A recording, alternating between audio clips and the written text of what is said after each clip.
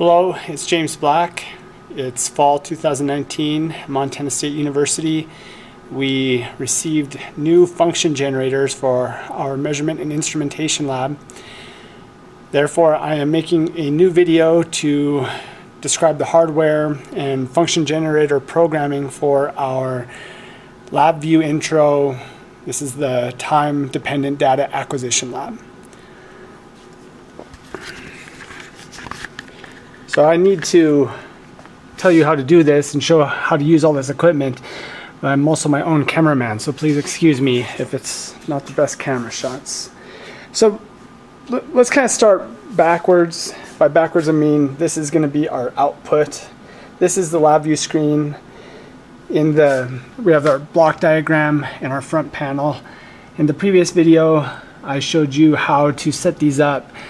You will notice this is slightly different. I just did this quickly to troubleshoot the hardware and show you how to use these function generators. You might want to do this too if you're just trying to troubleshoot your equipment. Note, I brought the DAC assistant. I just have a graph for the output, and I have the number of samples and the rate. I can control those. So you just should see the output, and I can control these things. I set these, well, the rate is similar. I set the number of samples much lower so that we can just see a couple cycles and make sense of our data. So moving down from there, we have USB to our DAC. So this is a National Instruments USB 6008.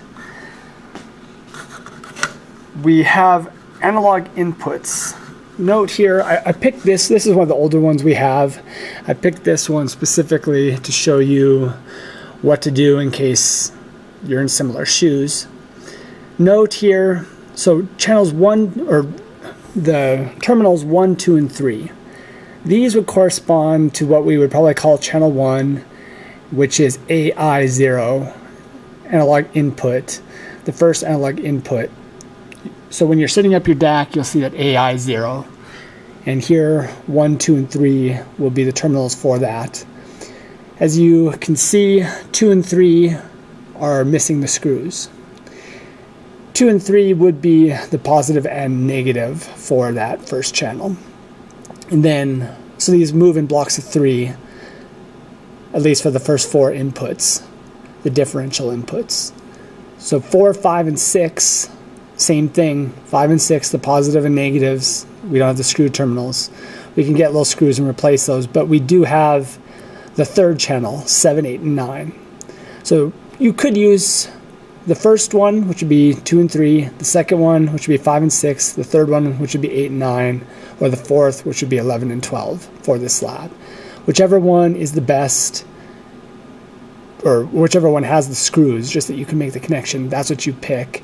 And that's what you pick when you're setting up your DAC assistant. Once you get past those first 4 channels, then it's just reference single-ended, and that won't work for what we're trying to do here. But I have channel 3. This will work. 8 and 9. I screwed in nice and tightly there. So we could say a couple things about these cables and screwing them in. Note, these have banana plugs on one end, and they've been cut off on this end. We have a number of these in the lab already. Just use the ones that already have the ends cut off. You don't need to go and cut off the plugs for the new cables. We need those for other experiments. So use the ones that are already cut off. It helps if you twist the wires together, stick them in those holes, and then just remember righty-tighty to screw those down tight. I tell my kids all the time to screw in stuff, and righty-tighty, lefty-loosey, so sorry if that sounds like I'm talking to a kid. Over here, so we eventually go to Coax Cable. Again, this is all backwards, right? We're starting here with this is our signal generator, the function generator. So the output of that is what goes to this Coax Cable. Remember, coax, it's coax meaning you have 2 on the same axis, so your positive and negative are within that wire on the same axis. Then we're splitting it out with this adapter, taking the banana plugs, the banana clip cables with the ends cut off into the DAC. And they're going via USB to the laptop. And in general, this is a general thing for the lab. Simplify things as much as possible. The less components you have, the less things can go wrong, the less problems you'll have. Now let's look at the function generator. So we turn it on. These are brand new. Note, so that's the on button. Over here, you want to plug in for your output, main out. And then note, when you're ready, you'll want to turn the output on. Let's look at this screen. So pretty standard stuff that it's asking for here. The first one is the frequency.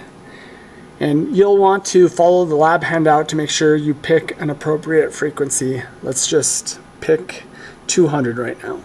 So it's already on frequency. I believe we can just start typing 200. See, yeah, 200 shows up. So we type 200, it shows up there. And then we need to say what we want in terms of our units. So top button there in the middle is megahertz. Next one down is kilohertz, and then hertz, the HZ. So we want that. If we look up there now, we have 200 hertz. Now the next one is going to be the amplitude. So we need to jump down to that. So we come over here, there's amplitude. We press that. Okay, the first thing there is voltage high Z. That means it's producing a signal for a high impedance input. And that's what we want. So we just need to specify the voltage there. Note also the volts PP, that's volts peak to peak.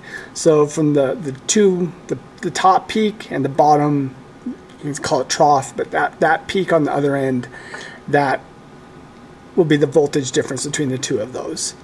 Let's do something smaller than this. Let's just enter, say 3, and then we need volts up there. So there, now we have high impedance, 3 volts peak to peak. And then DC, that's going to be our DC offset. We want something there too. So let's pick, well, first we got to jump to that. So pick DC offset, and then 1 volt. So DC 1 volt. All of these, check the lab handout to see what values you need to enter. Now this should be working. Let's try it.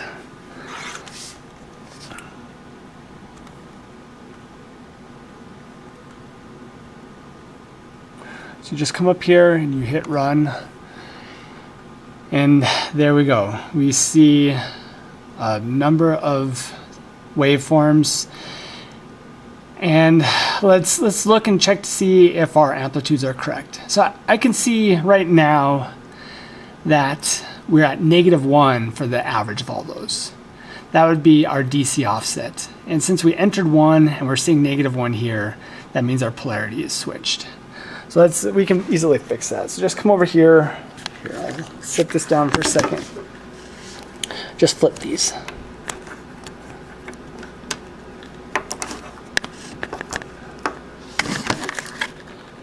So flip those. Now let's run it again.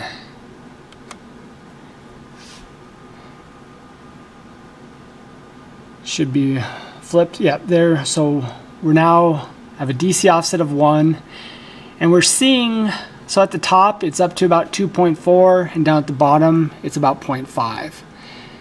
And if we have 1 for our DC offset and we have 3 volts peak to peak, we should be seeing plus or minus 1.5 volts from that 1 volt at the middle. I believe we're getting that. I think we're just not collecting enough data points to see that clearly. So let's increase our rate. This might be beyond the rates that you're supposed to use in lab. I don't remember what the lab handout said the range of acceptable values were, but just so that we can see that this is working, we'll do this. And there we go.